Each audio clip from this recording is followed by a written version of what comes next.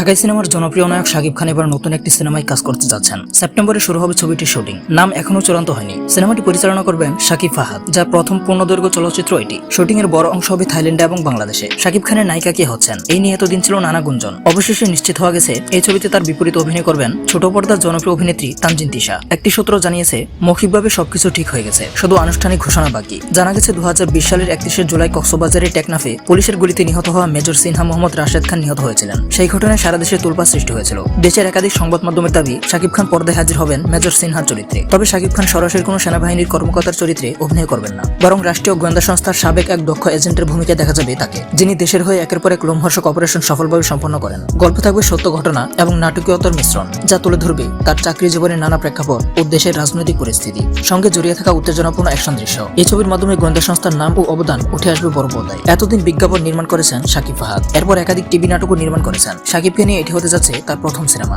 সেপ্টেম্বরে শুটিং শুরু হয়ে আগামী ডিসেম্বরে সিনেমাটি বাংলাদেশ ও যুক্তরাষ্ট্র, কানাডা, মধ্যপ্রাচ্যে একযোগে মুক্তি দেওয়া হবে।